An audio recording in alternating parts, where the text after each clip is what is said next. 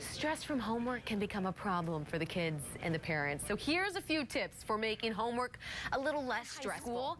You got to be warned. New research says binge drinking is actually becoming more common among high school seniors. At least a new law requires websites to allow people under the age of 18 to remove social media posts. The premise here, more privacy, the prevention of bullying, and harm to future jobs or college applications. Now, this all sounds good since kids and teens do tend to reveal too much too quickly, right? But here's the catch, though. The law doesn't apply to a post by a third party. It doesn't apply to a repost either. Sites like Facebook and Twitter already allow us to delete posts, but of course, you know this. It's always good to think twice before putting anything personal online. And you know what? This is a big topic today. It is hot on social media, and we want your input as well. Just visit our 12 News Facebook page and tell us what you think about this new eraser button law. Let's get right to our storm team coverage. Jimmy Q is tracking the rain here in the valley. Crystal Henderson and Jacqueline Schultz up in the high country. But let's start with Crystal, who is in the fresh powder up at the Arizona Snow Bowl. Hey, Crystal. Hey there. Yeah, I've already got my snowball going here. And the snow has actually just started letting up. Earlier this morning in Flagstaff, the flakes were flying, but that started to melt fast. So, we headed up here to Snowball, where there's plenty of snow to play with.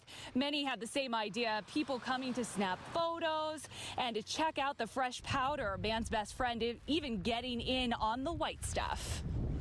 Are you going to do this? I brought my friends, Cinder and Piper, and they're both little Border Collie rescue dogs, and they love the snow. And I'm so loving the snow right now, too. I could not resist. Had to make a snow angel here. And you know what? If you want to get a bird's eye view of the snow, the Sky Ride will be going up high in the sky tomorrow at Snowball. If you want to check it out, you just have to kind of brave the cold.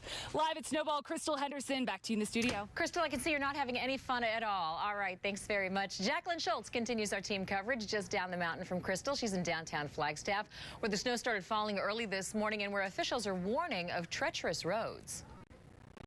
We've had everything from snow to a wintry mix all morning. It's about 5 this morning. And now we have a little bit of graupel coming down at the same time. The snow that is still left on the ground and on cars is melting. Take a look at this video from earlier this morning. You can see snow coming down in very heavy flakes. We saw it at Flagstaff City Hall at about 5 this morning, and it kept on going on and off all throughout the morning. Tough for ADOT crews to be able to clean up. Joining me right now is Dustin with ADOT. When did your guys get out with their plows on the freeways this morning? We've actually had our plows working around the clock since midnight last night, and at about 3 a.m. they reported the first snowfall near Williams on Interstate 40. With the large flakes and it not quite sticking on the ground, we're seeing very slippery conditions to and from the high country. Extremely slippery conditions, so drivers need to slow down, allow some extra space between you and the vehicle in front of you, and just add a little bit extra travel time. It's going to take you a little bit longer to travel. Yeah, anytime you're traveling to the high country, you want to make sure that you bring an emergency preparedness kit. And one of those things is a scraper, a shovel, a fully charged cell phone, bring some blankets, bring a flashlight. These are all things that are essential, particularly if you get stranded off the side of the roadway. Thank you so much, Dustin. Again, the advice from ADOT, take it easy on the roads to and from the high country. Make sure you're also that your cell phone is charged and you bring an emergency kit with you just in case. Reporting out here in Flagstaff, Jacqueline Schultz, 12 News.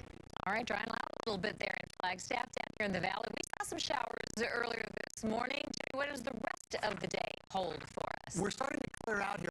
Lots of sunshine, but cool conditions in that air is really filtered. We've been tweeting about it all morning long. And there's still a little residual moisture around, so we can expect a few more puffy clouds to pick up. But the bulk of that moisture has really moved on through. Here's our Doppler, and you can see this is where the rain was about a couple of hours ago, and it's really pushing off right now. So just a couple of showers up around Flagstaff as you move right on into the high country here. We're going to see sort of pockets, and there's going to be a little bit of wraparound moisture with this system. Here's what I'm talking about here. We have this area of low pressure, and it is sitting up towards the north. Go to our other map. I'll show you exactly what we're talking about here. Low pressure on this other map here is going to bring in some wraparound moisture, so there could be a few more showers up across Flagstaff in the high country. But the bulk of that is going to move on towards the east.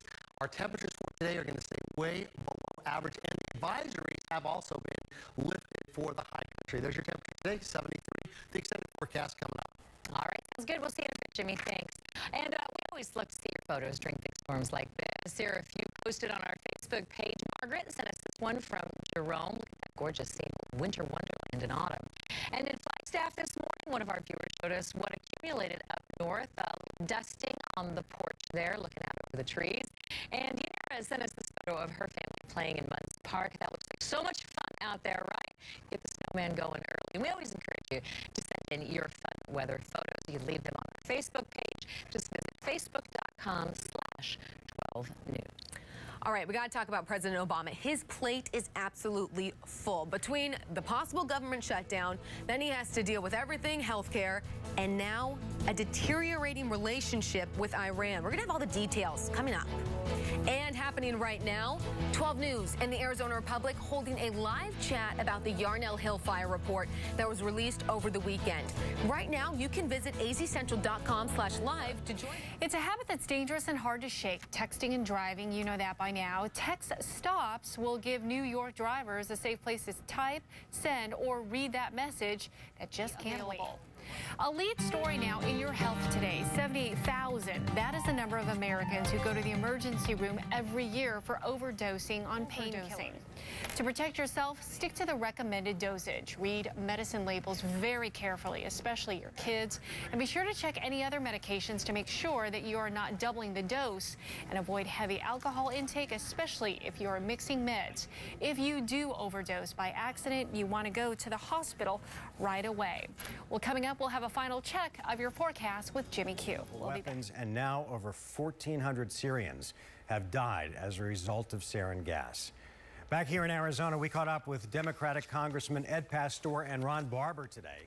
So it'll be interesting how the resolution is written and how it's defined and how members of Congress decide to vote. I think we need to be very careful and very cautious as we go forward.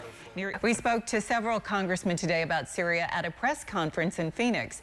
They were joining Governor Jan Brewer as she officially announced that she is appealing the Obama administration's denial to declare the Yarnell fire a major disaster.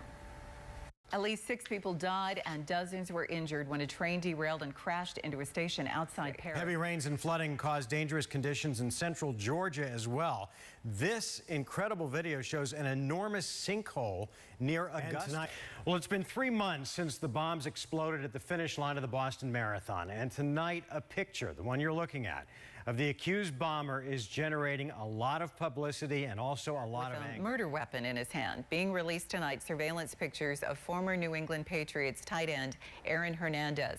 He's holding what authorities believe is the gun that was used to kill a man earlier this year. New information on the Southwest Airlines crash landing in New York's LaGuardia Airport. A man was arrested yesterday for impersonating a Tucson firefighter at the funeral of one of the Granite Mountain hotshots.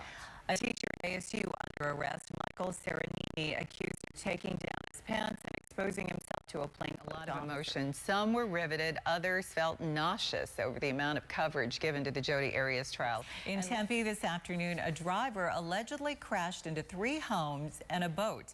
It came in reverse as fast as I've ever seen a car go. I mean, it was amazing. And it came towards me as I was standing on the corner, and it ran right into my house and my boat. It was pretty scary.